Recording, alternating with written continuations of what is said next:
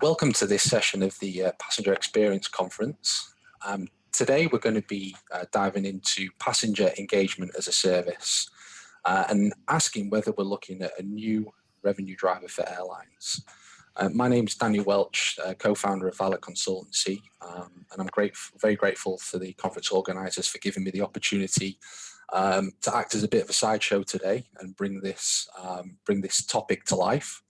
It's an interesting one for me, as I'm very aware that in the chaos of the last 18 to 24 months, what we've seen is a polarization in how airlines have used this period of time, with some benefiting from the downturn by evolving and investing in systems, solutions, processes, all in the hope of being better positioned as we emerge from the current downturn, and certainly stronger than the competition. And in the context of today's subject matter, what we've seen is some carriers use the pandemic as an opportunity to pivot from the traditional passenger experience model. We've seen plenty of airlines do, I say, incremental things with the greatest of respect, but introduce things like touchless cabin experience to meet stringent COVID requirements that now limit what we can do in terms of the in-flight experience. But we've also seen airlines completely tearing up the rule book in what it means to be an airline. And a prime example of that is AirAsia, which has long been sold on the idea, like many carriers, on the idea of digital, and very recently spoke about knitting together seamlessly the connected journey. And in doing so, they have focused on a strategy of building a super app, which most recently became home to food delivery services and ride-hailing services, as well as the classical functions of, digital functions of an airline. And that's just one of many examples that we're starting to see emerge from the industry. And right across that spectrum of the pivot, what we see is a number of airlines evolving the benchmark for generating loyalty and ancillary revenue, recognizing the need of both factors in order to survive as we emerge from the pandemic. But what we need to recognize, and what I hope comes across in this session, is that we're in the very early stages of this move from being traditional airlines transporting people from A to B to something where we're looking more at an omnichannel type of approach and reaching consumers beyond the day of travel. And what I'd like to do, there's a lot of airlines that are currently weighing up that pivot and that move. And so what I'd like to do is cover off some of the key questions that might be sat with airlines in the audience today and those that are watching the recording of this session. And specifically looking at, three main areas really. First of all, what's the problem that exists with the traditional model and how the pandemic amplified that particular problem? Secondly, what are the solutions? And then third, how airlines can build the business case for becoming a travel and lifestyle platform and applying best practice to maximize revenue generation from ancillary services that sit in flight and beyond. It's a wide-ranging subject. It's a huge topic. It's unfortunate that we only have an hour today, maximum, of which I've already taken up plenty of that. But luckily, to help tackle this particular topic, we've assembled an Avengers-style team that will help me dive into some of the detail. And I'll try and get everybody's name correct, but it's so we've got Kian Gold, founder and chairman of Omnivo. We've got Chris Pock, who's CEO of Chris Shop. We've got Manuel Hubschman, retail director at Retail in Motion, and Kevin Clark, CEO of Blue Box. A little bit of housekeeping. I'm also eager to put your questions to this panel. So feel free, as always, to send those through via the chat function. And I'll make sure that we allocate plenty of time, or do my best to allocate plenty of time to put those sessions and the most popular questions to the panel. So how about we start pre-COVID? And I don't want to dwell on this for too long because we don't want to go back too far in history. But what I'd like to begin with is the in-cabin environment. So let's start at that level and talk about how the pandemic has shifted the passenger experience from a retail point of view. And so let's take a step back and maybe Kian, could you kick us off by giving a point of view on what was wrong with that traditional model and what flaws the pandemic exposed? Sure, thanks, Aviram. I mean, the classical in-flight retail model depended on a couple of things. You could call them certainties that no longer exist. Of course, one of them was volume. The other one was predictability, being able to sell top sellers, and of course the ability to have a close engagement with the passengers. And of course, the downside of that was that you had space restrictions. You really had to focus on a very limited amount of products, not meeting the taste or the what products people wanted to buy when talking about a travel retail or duty-free point of view. And of course, what came along with that was a massive amount of waste. On the F&B side, up to 40% of the food is being thrown away. On the travel retail side, products break, products get stolen. There's credit card fraud problems, all kinds of risks that are associated with selling on board.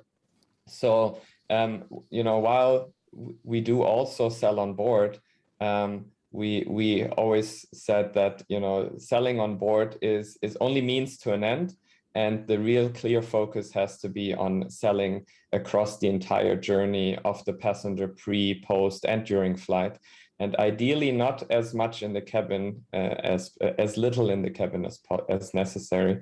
And so, of course, these flaws have only been accelerated throughout this pandemic because planning capacity has been virtually impossible. Hence the reason why so many airlines have discontinued or paused their retail operations for serious periods of time.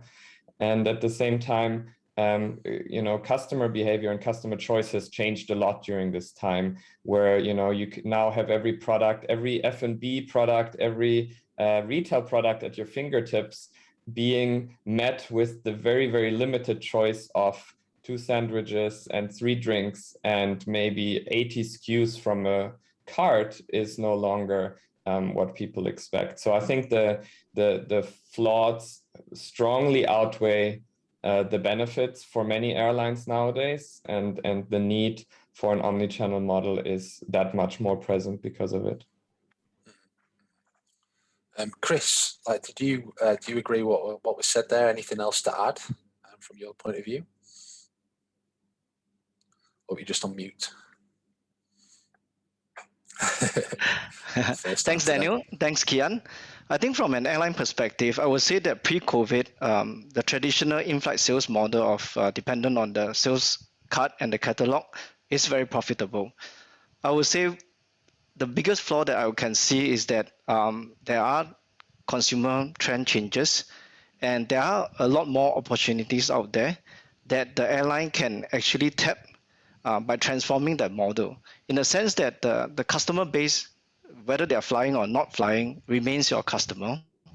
And like what Kian says, throughout the customer journey, there are many opportunities in which airlines are able to engage the customers to have that retail engagement. And most importantly, I think that the traditional model doesn't allow data to be surfaced as a driving force of retail sales. But in order to use data, you probably have to go digital, and you have to bring that digital experience throughout the entire customer journey. So I would say that the traditional model is profitable, but airline can be more profitable by tapping data, tapping customer database, tapping all the touch points that an airline have with their customers to optimize that opportunity to grow the revenue beyond the traditional airline retail model. So that's our take of what is wrong. Actually, I would say it's not so much of wrong with the traditional model, is that what more can we do to build on the traditional model to grow that pie? Yeah, and what had been the hesitancy, pre-pandemic? Like, what had been the main walls? Was it just the complexity of bringing IT and all the other departments together to build this? Was it just the mindset of being in an A to B kind of service? What was it in your opinion? I think it is partly mindset, partly IT. It takes ages for airlines to consolidate the various data from various legacy systems into probably a single database to know their customer better. And so that is one perspective of it. So for instance, from our basis, right, what we have observed is that pre-COVID, we are seeing a trend in which customers are demanding more and more options in terms of portfolio of brands and services. And in order to give that options or expand that ability to provide more product and services, you just cannot go through the traditional model of loading items into the sales cart because it's limited. Physical capacity is only 250 items per sales cart. Every aircraft, you can put up to 2 to 3 sales cart, and that's about it. So we have to find other opportunities to bring that additional portfolio of products and services and brands to our customers through that entire customer journey. So I would say that it boils down to the whole process of digitalization, how ready an airline is, and from that perspective, you can build on that to expand beyond and tap into e-commerce. Yeah, super. Okay, and I don't want to dwell on as I said before, the problem too much, but maybe just one more topic, and Kevin, this one's to you. In terms of in-flight entertainment, one thing that we've noted was a shift from in the E of that acronym of entertainment to engagement, and that was something that we had seen, pre-COVID. Maybe you could give a point of view on to what extent you'd seen that transition taking place with the airlines that you were communicating and working with at the time, but also indicating, again, just to echo what I was talking about with Chris, like why the traction around that, moving to engagement had been a little bit slower pre-COVID. Yeah, okay. I mean, and I think it's interesting. Chris has kind of touched on it, but let me come back to that. I think entertainment was around and will continue to be around. It is a factor. So it's not a move from entertainment, let's leave that behind and move into engagement. It's really the broadening of the capabilities to make engagement part of the capability or part of the objective. And the bit that's underneath that helps support that shift, as Chris mentioned, was the digital environment, digitization. So, there are more traditional ways of delivering entertainment, but there are newer ways which are done in a kind of digital environment, and streaming, I guess, is one example where you create a digital environment in the cabin and you can deliver some capabilities. So that was happening pre-COVID, so we could certainly see the trends. And if you were starting with, let's say, an airline was a new airline, or an airline that was starting with some kind of greenfield estate in terms of aircraft, could decide how we want to provision that aircraft with capabilities to deliver entertainment. But because it's a digitally delivered capability, actually there's more things that we can do, and we can look at how do we start to bring passengers closer to the airline in the ways in which they touch the airline. So perhaps less of a passive delivery and consumption of content type of engagement, through to creating environments where passengers actually explore and engage and go on journeys that they hadn't done previously. So it was there, but I think really because of the legacy, the history, and the need to move at a pace that was dictated by existing investments, the world was moving relatively slowly. Of course, we've had a very major reset in the last 18 months, and part of what's happened in that, I think, is well, I guess a number of imperatives. One being a driver to maximize as much as possible revenue streams. And I'm sure we'll talk about the different types of revenue streams as we go on through this discussion. But how can we maximize the different types of revenue streams and bring the passengers closer to the airline, and also make the journey that's in the air not a disconnected part of an overall journey, where there's a bit you do on the ground and then you do the bit in the air which is disconnected from what's in the ground before and disconnected after. Actually try and make that a part of something that's a much more holistic journey, from the point of deciding to travel to get at destination, and perhaps even at return. And the fundamental part that supports all of that really is the kind of digital technology, or the platform technology that enables that in-flight part to be part of a component of a much larger and wider journey. And therefore, how passengers are engaged with airlines can be thought of in a much wider context. Yeah, great. Okay, and Manuel, maybe I'll come to you next in terms of how you saw COVID influence the transformation path for legacy airlines to use and adopt technology or digital solutions. So COVID clearly had a big impact on that. I mean, we can talk about increase of speed, increase of choice, changing the touch points. But what I really saw is that technology can be used as an enabler to achieve certain business strategies. And that's where COVID helped speed up the entire process, where the airlines had to obviously rethink the different touch points that they had, and also the choices that Kian mentioned earlier, that the passengers demanded. How can I deliver it without maybe not going for the traditional touch points, but how to have additional digital touch points to ensure that. But what I really want to make as a point is, whatever technology we're going to go for, we need to remember that technology is an enabler. It's not a business strategy itself.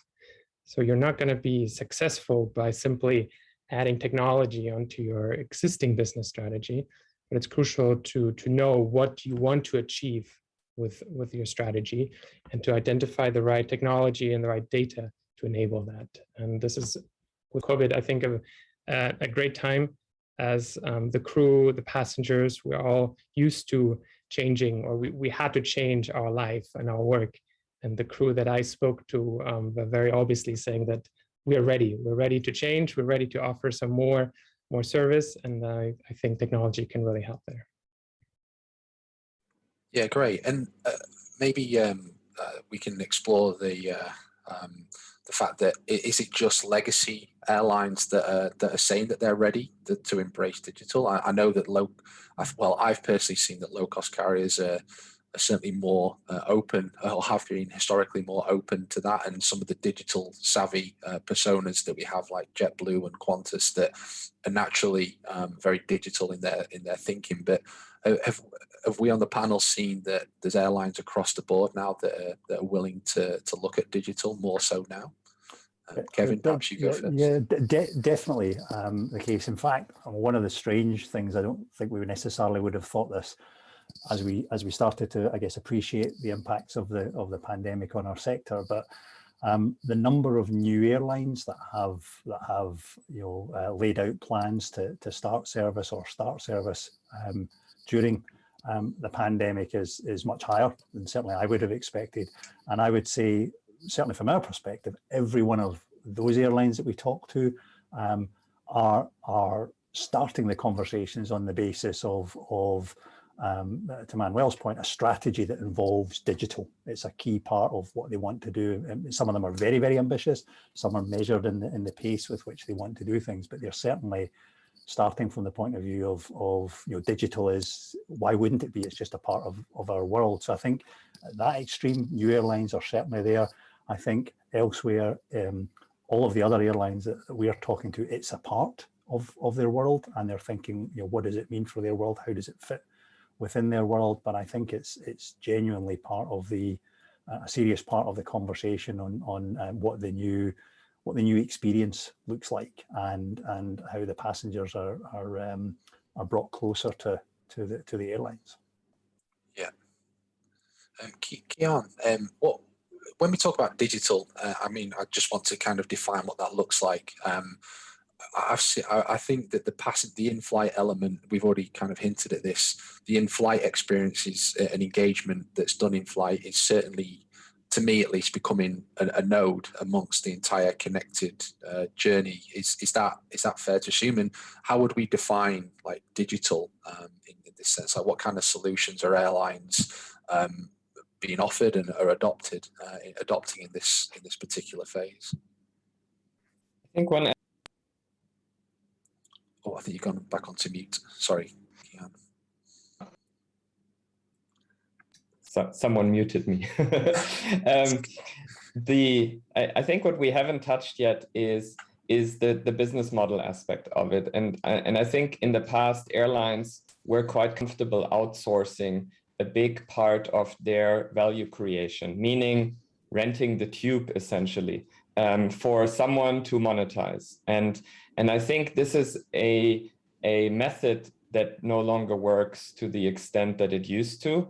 And in order to really grow incrementally, from our view, you need to do it the way that Singapore Airlines did it with Chris Shop and really own the end-to-end customer experience, meaning that you do the retail management, you own the data, you manage the data, you communicate to the passengers. As an airline, as tech companies, we can only help you facilitate that ownership.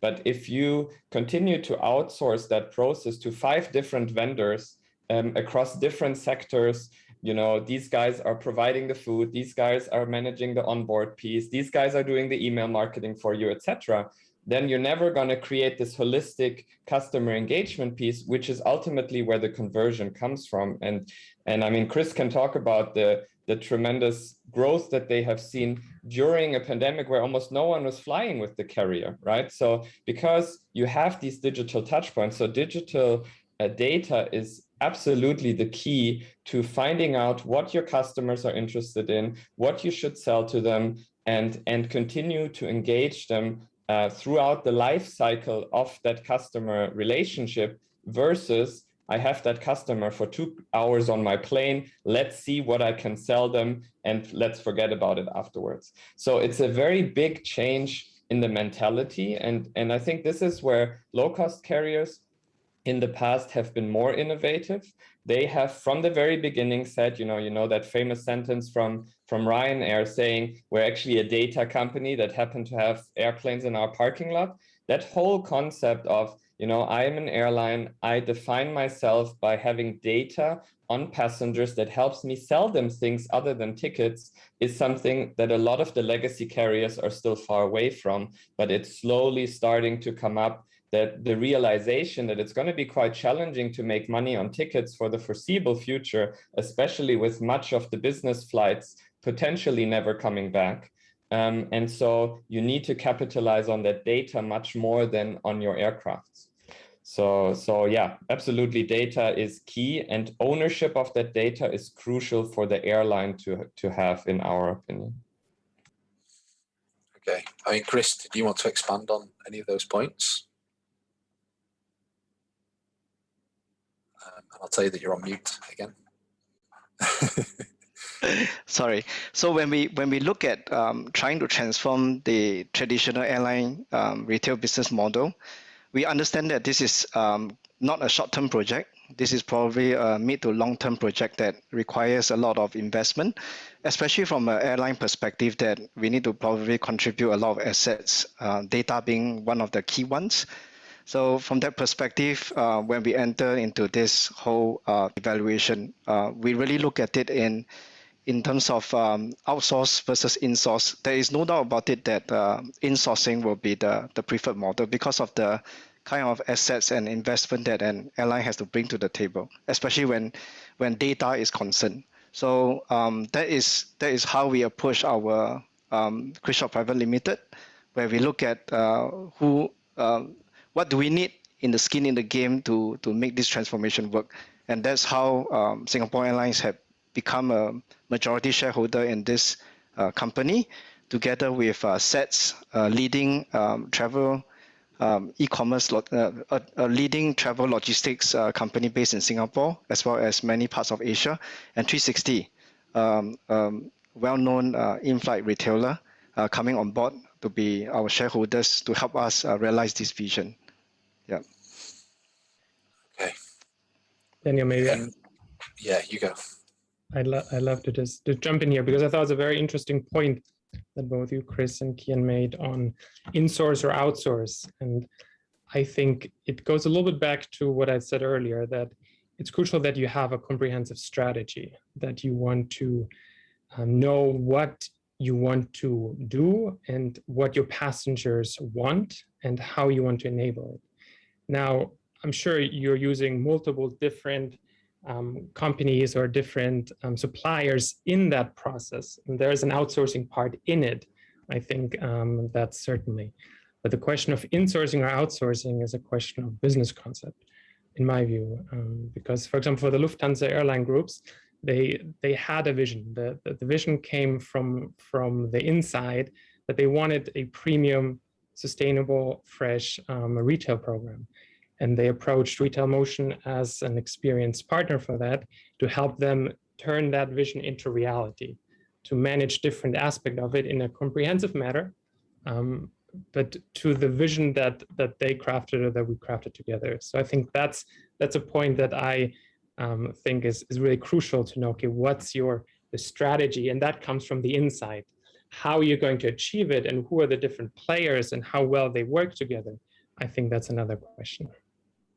Yeah, if I can maybe, Dan, if I can maybe add on top of that, that's actually a very interesting point, I think, Manuel, because part of the challenge for the vendors in the community is, our world has changed dramatically as well, and some of us are extending our reach quite dramatically. We're extending our capabilities quite dramatically, but none of us can do everything. We might say we can, but we can't. And I think it's incumbent upon the suppliers or the vendors in the industry to recognize, what, there's a slightly new world here, and we need to look at how we work together, technologically, commercially, to be able to come up with capabilities that allow airlines to have the kind of choice that they're going to expect to have on what they do and how they do it. And to pick up on the point about the strategy, I think the overarching context an airline must have is a strategy about what it's trying to do in terms of positioning itself and how it wants to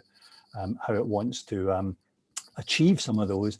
In some areas can actually be tactical, because one of the great benefits of a kind of digital environment is it's possible to experiment in a way that's maybe doesn't necessarily sit terribly comfortably within a very conservative, a naturally conservative industry, but the ability to take activities, experiment with them, modify them, try and optimize them. If it works, great. If it doesn't work, then move on and try something else. Again, as vendors, we can create environments that enable that, but does give airlines the ability to create things quickly that they would take a lot longer to create in a more traditional environment. So there's lessons for everyone in our sector here. Any more thoughts, Kian, on that one? Yeah, I think what you just said, Kevin, is a very good point, because most of the outsourcing contracts of retail management actually prohibit business agility, because they're constructed in a way that the vendor is supposed to deliver a certain return to the airline every year, and to experiment poses quite a risk to the vendor. And there has been in the past a move for both retail operators, travel retail operators, and also caterers to try to own the entire experience, from last mile to sell on board, to technology, to pre-order, if they can do it. And the problem with that, of course, is that it all relies on the airline's data, which they don't have access to. So they have been stuck with trying to collect their own data, which is never very sophisticated, and being stuck essentially in a model that is non-collaborative. And so while I fully agree with what Manuel has said, that it has to be a collaboration, and there are different players that can deliver different pieces, to the puzzle, the ownership of the experience should lie fully with the airline, in my opinion, because this way you can ensure that you actually pick the right offering for the right country, for the right passenger group, etc., and not whatever the retailer finds most convenient, or what kind of products they have available at that airport. To put it bluntly, it often is a question of which supplier has what infrastructure available globally and what they can provide based on that. And so I think there is a shift in that sense, that airlines are realizing that ownership is becoming a lot more important, and many of the big flagship carriers are going in that direction now. And so we as tech providers can really help them facilitate that, but we should not make the mistake of trying to own too much of it, because there will be a hard push against it in the future. And I've seen it a lot now in recent RFPs, that whenever a caterer, for example, said, you know, if we do this, we also have to do that, then they were immediately out. Because the airlines want to pick and choose more and really create a best of breed offering. I think we're moving into the best practice element of the conversation at this point, but I think the bit that gets me, and maybe it is only me that thinks this way, is that what we're talking about sounds tremendously scary. It's a massive step from, I mean, on the flagship carrier side in particular, I know that perhaps there's the manpower there to make this shift happen. But I also know that there's carriers of all shapes and sizes that perhaps aren't ready necessarily, or aren't already thinking in this way. And I just wanted to understand, you know, from your side, are you seeing, with this strategy that we're talking about, this shift in strategy, is there a way that this can be broken down into incremental steps, as opposed to needing to be already thinking about an omni-channel, you know, a huge significant shift, be into other realms that, you know, are quite striking in terms of how far we are away from today? Like, are you seeing that we can break it down into incremental steps, and what are those? Like, how do we put this into bite-size evolution? And maybe Manuel, are you okay to talk to that point? Sure. I also would like to touch base on the data point, because I think one of the incremental steps is also having data, collecting data, and then making use of data in part of the step. Because we've covered the business strategy, having a strategy, what you want to achieve. I think we've already discussed that point. Then it's identifying who's the right team to be able to enable that transformation, that shift, having the right technologies to be able to fit the puzzle. But then I think one of the biggest challenge that we have now is we have lots of different technologies. We have data points. Question is who owns them, certainly. But if they are available, how can we turn data into business decisions that help us achieve what our strategy was set out to be? And I think that's one crucial point that in the example I brought earlier about the Lufthansa Group strategies, where we wanted to achieve a premium, sustainable program with lots of choices. And a concrete example is we have data of who purchases what on board. We have crew feedback, but how can we predict the right loading of fresh products if we no longer have just 3 or 4, but we have 10 fresh products on an aircraft?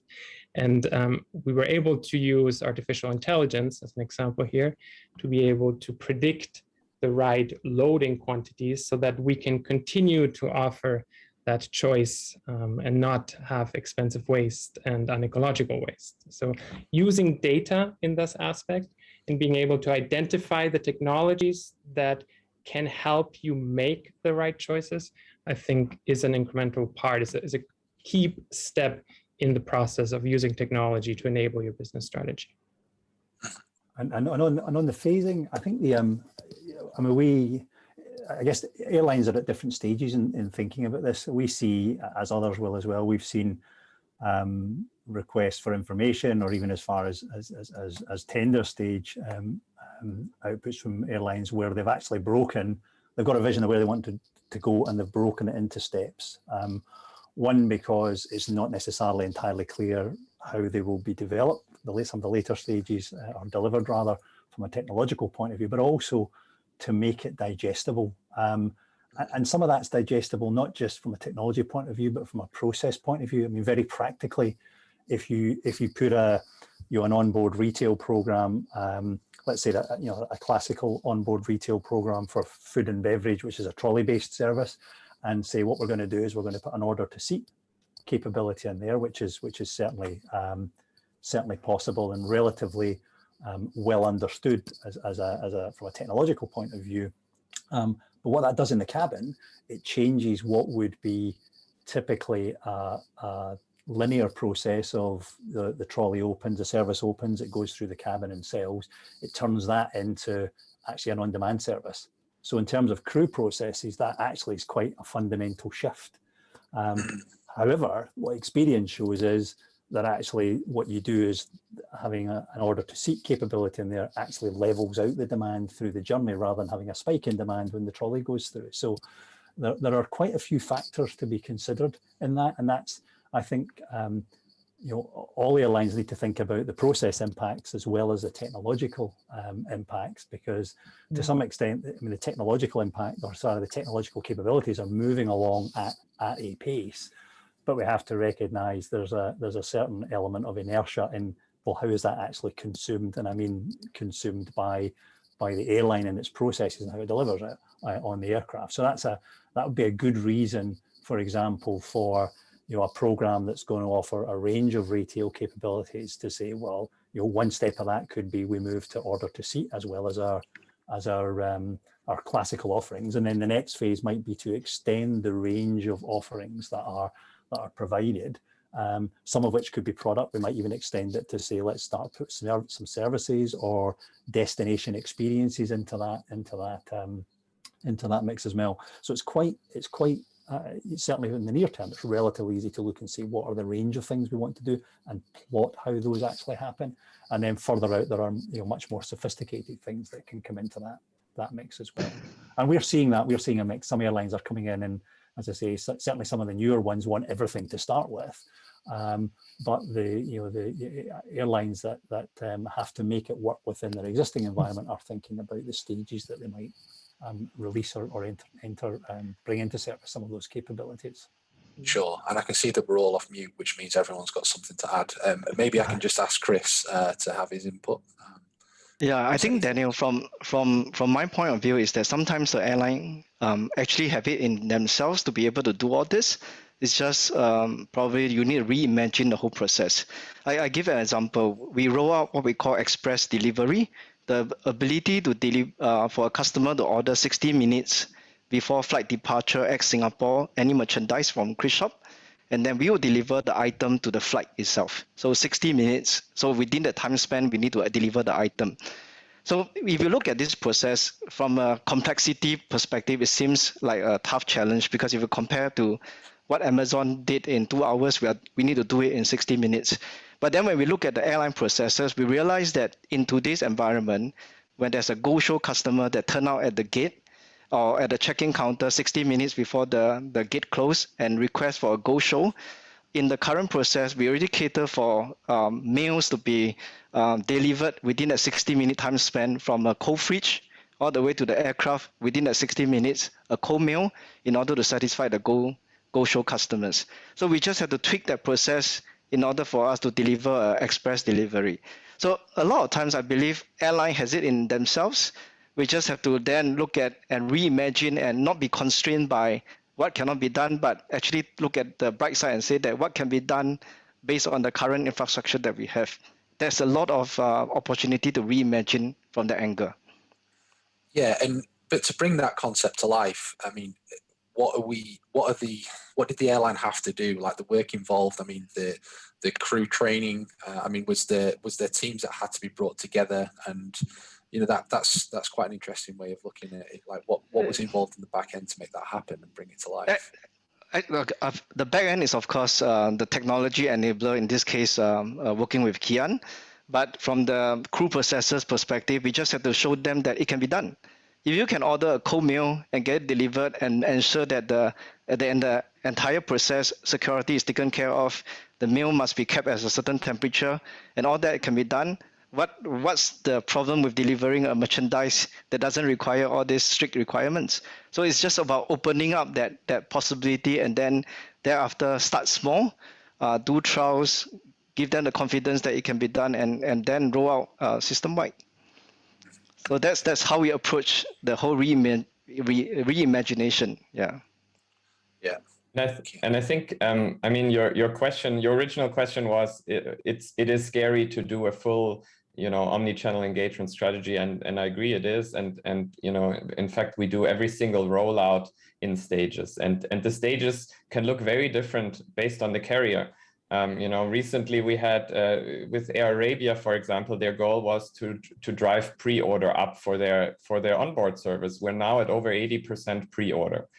So for them, that goal has been a significant achievement because it has cut their waste by 90%. Now the next step is venturing into e-commerce, and this is a normal kind of approach to take it step by step, see where the biggest pain points are, what the lowest hanging fruits are, and so on. But I also see, and I want to get back to Kevin's point, I see that airlines sometimes focus on the wrong things for the right reasons. And order to seat to me is one of those things. Virgin America had this 12 years ago and they stopped it because it was too much of a hassle for the crew.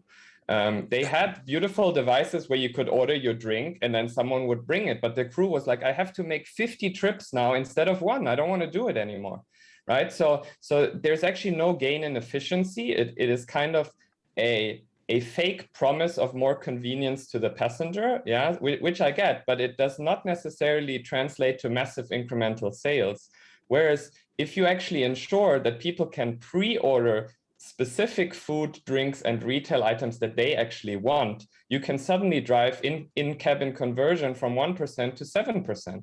So it's a very, very different aspect in terms of what the total impact can be for the airline. And very often, these decisions get pushed by operational challenges rather than a business strategy. And I think that goes back to Manuel's point also. The business strategy is very, very key. Is my business strategy to make it easier for the crew so they are maybe more motivated to sell, which fair enough, that's all, that might be a reason. Or is my business strategy to actually quadruple my sales, which you cannot do with little incremental changes. That's, I think, also very crucial to analyze. Are we talking about the low cost or the premium airlines? Because I think the role of the crew, and I'm glad we're getting to that point, I find is for the premium legacy airlines is not just essential, but that is the added value in many cases. So I very much agree that the crew needs to not just be involved, but needs to be part of identifying what the passenger wants and how do we enable it. It's not just enough, again, to add a pre-order on it, but the pre-order needs to empower the crew to be able to provide a better service to the passenger. But then the second step goes back to the data point and the technology in the background. Technology should also enable to have a direct feedback, because the conversation with the passenger doesn't end on the implementation day. And that's something that for the Lufthansa implementation, we saw that we are constantly seeing more aspects of what the passengers actually want and how we can enable the crew to provide a better service, to offer more choice, to offer the right products, and to have that feedback instantly available and understandable. Not just having data, but being able to know how to make the right decisions. I think that's a very crucial aspect when it comes to crew, and also in deciding which partner you work with to enable your vision. Yeah, some really, really good points. And yeah, thanks for addressing that question there, Kian. Kevin, just coming back to you, we may have already covered this to some extent, but just to call it out explicitly, in terms of the demands and the scope of requirements that you're seeing come through in the RFIs, the RFPs in this phase now, have you seen an increase or a shift in those from what we saw, like pre-pandemic, I guess, if we want to use that as a timeline? How are you guys pivoting Elasis across the board to meet those requirements? Yeah, so you kind of touched a little bit on it at the start with the engagement rather than just entertainment. What we are seeing is, well, first of all, we're seeing greater volume and greater consistency in requirements. So there's a sort of clarity out there that it's the world's starting to improve. I feel like the pulse is strengthening a bit, and the market is definitely looking for more out of the capabilities in aircraft than before. So to your point, the question you asked earlier, it's not just about the entertainment and the passive entertainment. It's about what can we actually do with the with the systems we've got beyond the entertainment. So we're definitely seeing more of it. We're seeing greater sophistication in the sort of requests we get and the volume of those requests. So I would say what we've done is we pivoted during the kind of COVID period to make sure we built out the capabilities, so we were ready for the demand as it emerged. We were kind of tracking the evolution of the demand, but we recognized actually it's going to come back, and it's going to come back really quickly.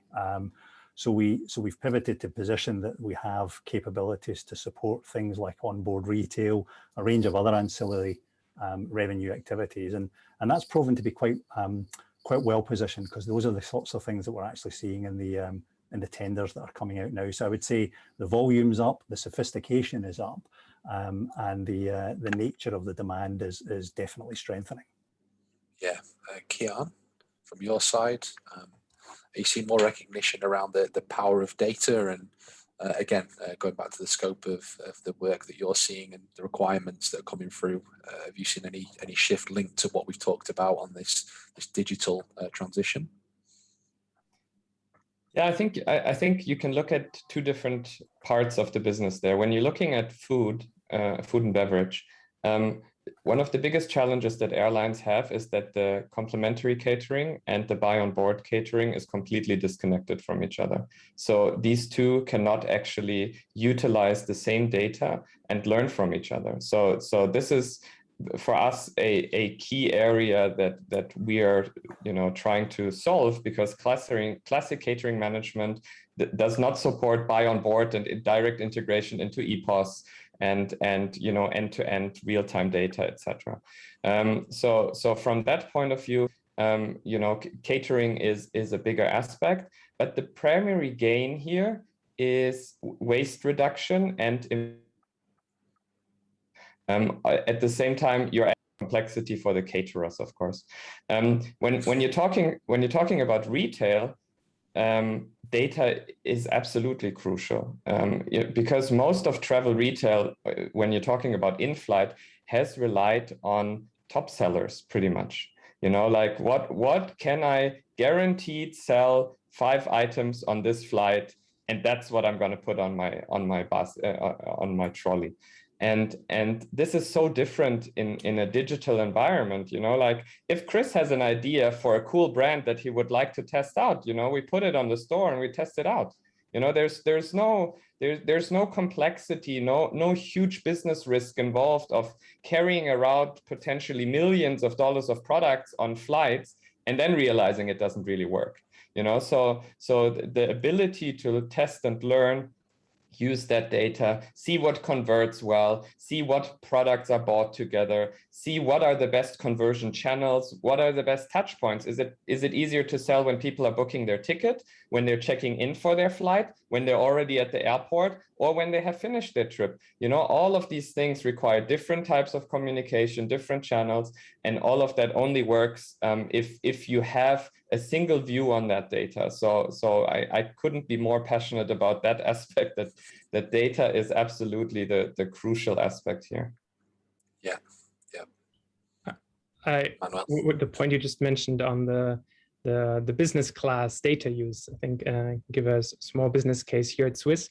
We actually did exactly that. We had all the business class meals, not just logged, but also loaded dynamically behind it. So I think that's the first case where you can see that onboard retail technology can not only improve choice and reduce costs and build up a premium onboard retail program, but also can help reduce inefficiencies in areas such as business class catering, where the passenger at the end decides what they want to have on the future flight, and the feedback from the crew, and the crew touch point, which I really want to make, is essentially translated into data that's then later used for future flights. I think that's a very exciting next step from that onboard retail aspect.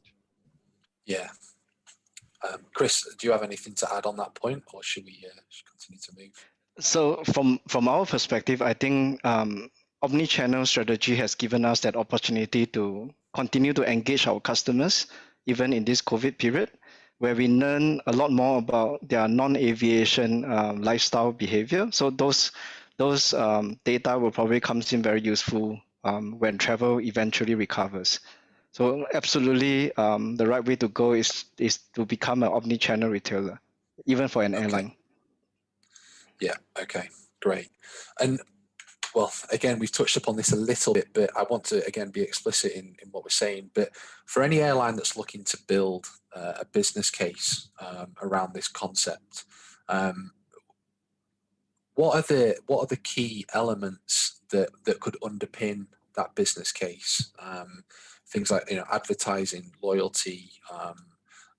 Kian, maybe you can start with this one, because again, we've talked about the value in data, but do you have any advice out there for airlines that are looking to build the business case, and the product teams in particular that are looking to communicate this value up the hierarchy, with the potential for not seeing that, you know, that direct revenue source come back from the passenger? Yeah. You mentioned one very crucial one, and that's definitely loyalty. This is pretty much the first thing that we ask in every single new airline discussion, which is, can we do real-time earn and burn against your loyalty system? This is absolutely crucial, because this is such a powerful pool of money, but also data on your passengers. If you cannot tap into that, you're cutting yourself short very significantly. And in fact, there are some airlines that have not had, especially the low costers, like EasyJet, for example, that have not had a loyalty program, a proper one yet. And they're thinking of it purely from the point of view of, what can I do with that data, and how can I monetize that data better? And I think most of you know that United's loyalty program has recently been valued way higher than the actual airlines business. And that just gives you an idea of how much untapped potential you have there, because a loyalty program is valued at EBITDA multiples like a software company, whereas an airline is valued as an airline. And so the loyalty is definitely one. So the second one, which is very, very crucial, is P&R validation. Because if you want to go into home delivery, if you want to go into delivery to lounge, you know, in Singapore, we're doing delivery to lockers, to hotel rooms, to anywhere pretty much, then you need to be able to prove to the brands that you're working with that you're only selling to travelers. And so P&R validation is a very crucial aspect. Otherwise, you cannot work with travel retail margins with these brands, and because it would essentially be selling from travel retail margin to the domestic market, which is considered gray market sale.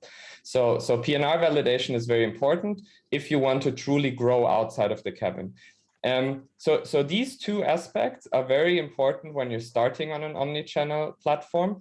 But of course, one that cannot be emphasized enough either is you need good products and you need good prices also, because people, you know, when you are in an online environment, it's very easy for people to compare prices, to look at who else sells this product and so on. So you cannot avoid having really good offers, compelling offers. And so working a lot on brand relationships is a key aspect of making this successful as well, and a work that cannot be underestimated.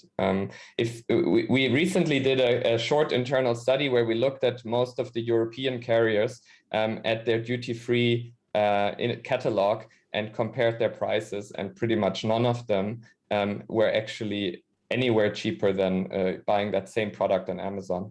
And if you have those exact products on Amazon, you're in trouble. So you also need to think about, what products can I bring to the market that cannot be sold on Amazon? And I think one nice example would be, for example, the Breitling shop we have on Chris Shop now, because these are products you cannot just buy on any online marketplace, because these premium brands don't want to be sold on, let's say, cheap mass marketplaces. They want some kind of luxury feel to it. And so Sure. there is, especially for the full service carriers, there is quite some potential in growth in venturing more into the luxury market and less into the commodity duty-free market, in our opinion. Great. Manuel, do you want to continue with that point around some of the underpinning elements of the business case, in your opinion? Sure.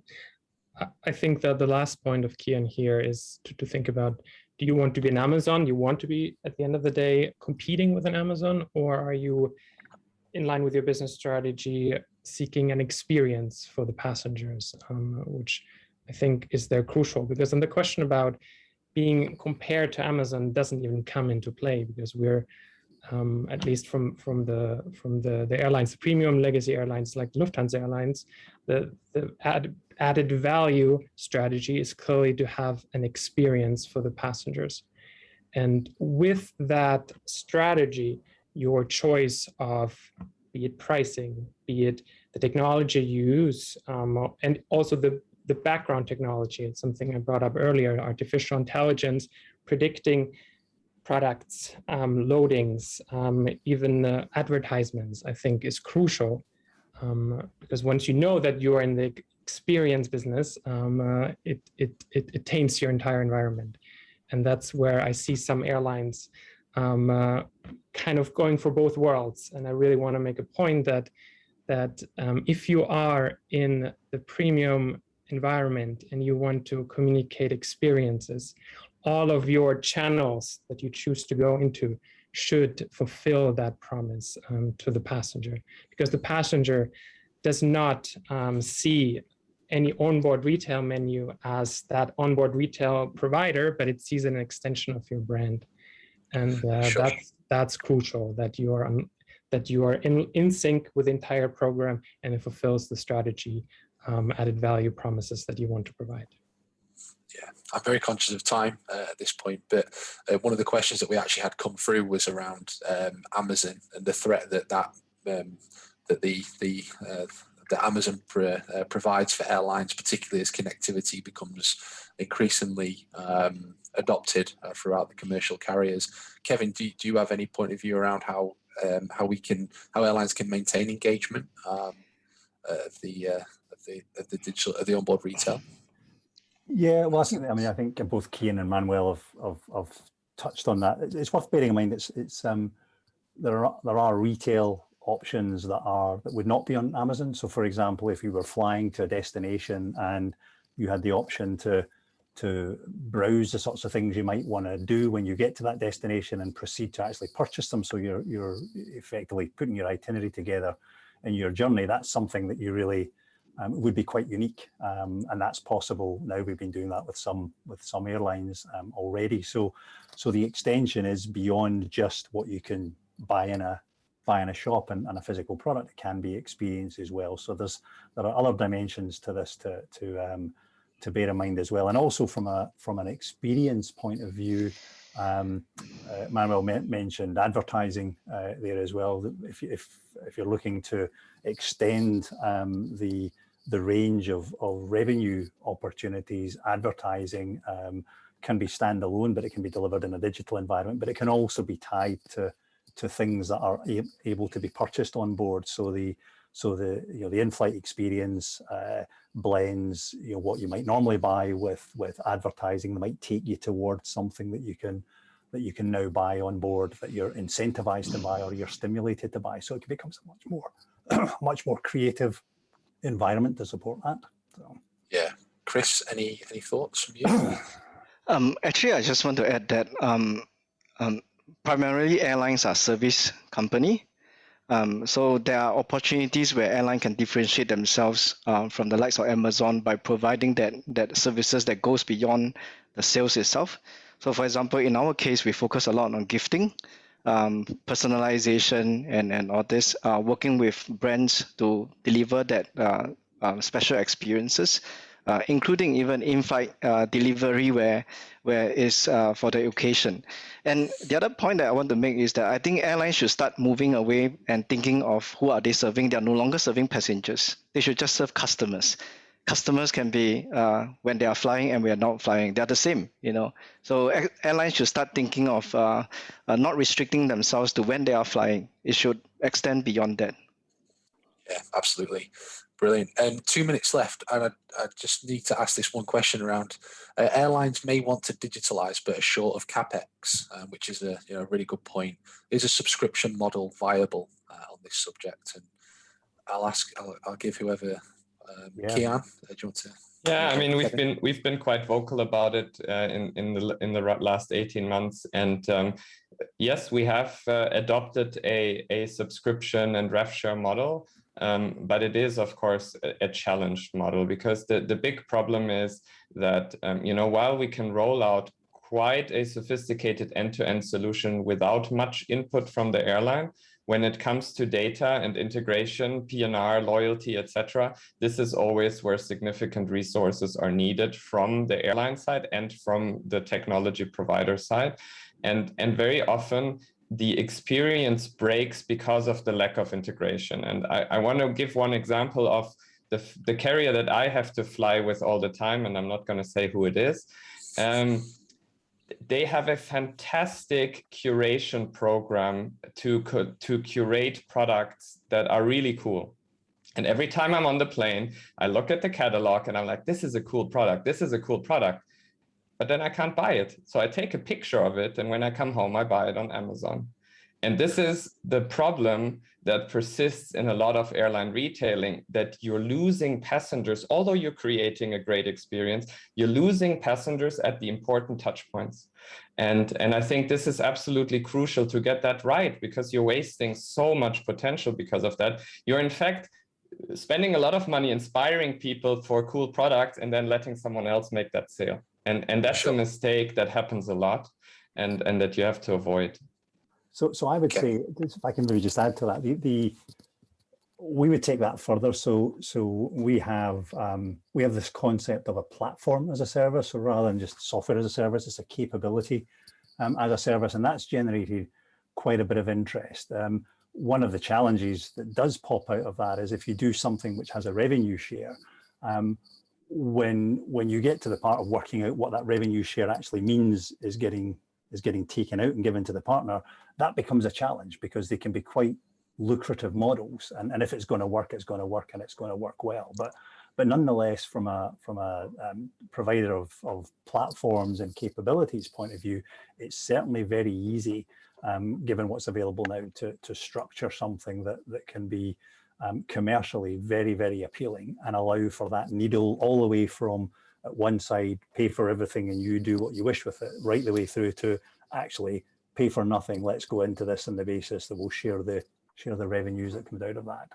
Brilliant. I'm being told to wrap up quite strongly. So at that point, what I'm going to say is thank you to all of you. Appreciate that, and it's a huge topic, and there's so much more that we could discuss. I hope it's been useful for people to listen to. The questions that I asked, I hope they represent what people wanted to hear. In terms of what comes next, just a little reminder that the next PEC session is getting ready for the next round of disruptive innovation. Sounds like a good one, and we'll be streaming live from 3:30 p.m. Central European Time. Like all the passenger experience conference sessions, this one and the next one will be available to stream after the event. So on that note, I'd like to say thanks again to all the panelists and to those of you that listened, and have a great rest of your day.